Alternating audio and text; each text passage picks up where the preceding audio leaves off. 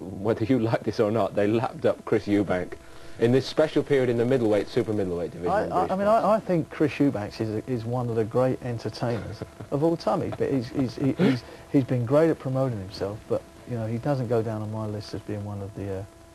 He doesn't get my top 10 list as being one of the great British fighters of our time. I mean, he did not fight the best that was around.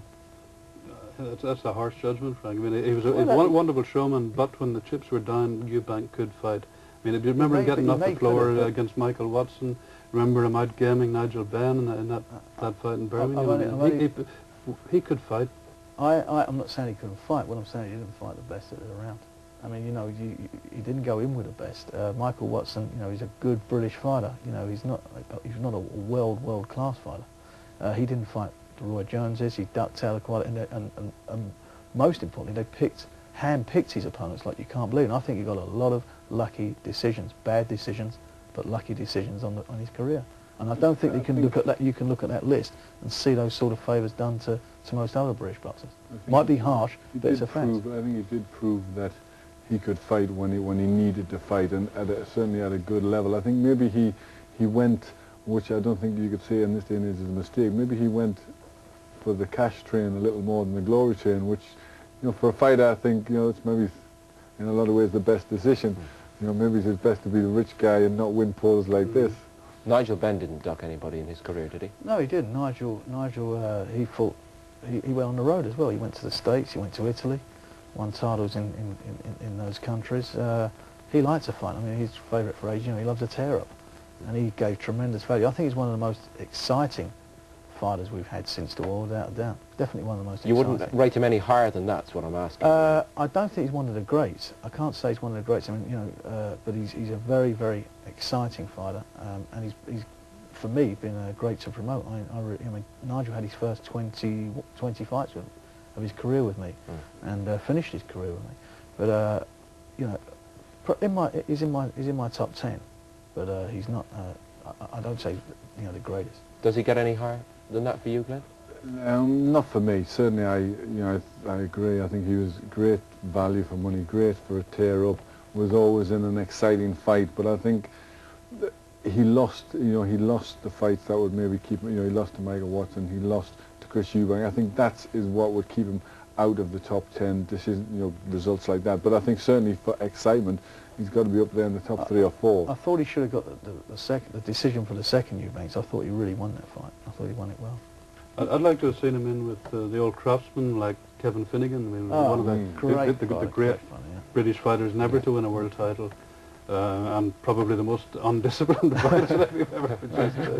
But on his night it was wonderful to watch and virtually impossible to beat. Yeah.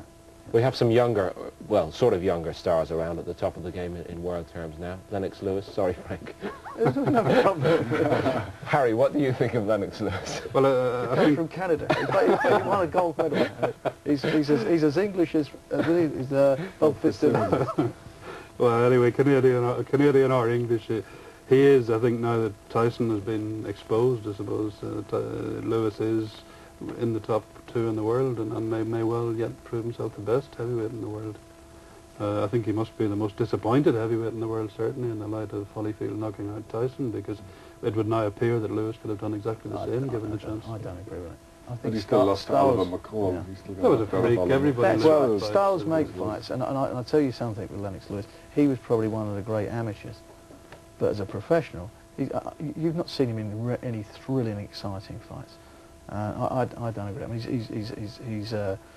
he's looked bad against some small guys. You know, when he fought the likes of Chaney, when he fought Justin Fortune, guys like that. You know, backing off him. I didn't like that in him. And Oliver McCall, you know, really was a sparring partner for all these guys. I mean, he hit him on the button and over he went, which proves that if anybody gets hit on the chin, they can get beat. But I think I've got to see a lot more from him for him to go down in my greats. Now, Frank doesn't do a Don King, in fairness to him, with his own fighters. But Glenn, you've been at ringside for Naseem Hamed's recent performances. How do you judge his career development? Well, I think you can't do anything but judge it very highly.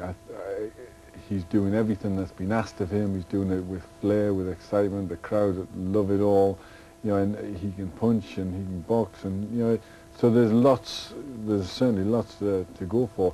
But I think to really be amongst the great, to be amongst these names, we need to see him in with a big name. We need to see him defeat an Azuma Nelson or Antonio Barrera. We need to see him in a top-class fight, yeah, which I still don't think he's had. I'm sure Frank is working towards that, but that's for next year, isn't it? As we close this year, Frank, let's draw this to a conclusion, and we'll get votes from each of you, if we may, on the man you consider the finest British boxer of all. Ken Buchanan for me, the most complete fighter that I've seen, and the best traveller. You know, you could send him anywhere in the world and he would win. Most reliable, solid professional, and as Frank said, not the most exciting to watch, but a very, very difficult man to beat.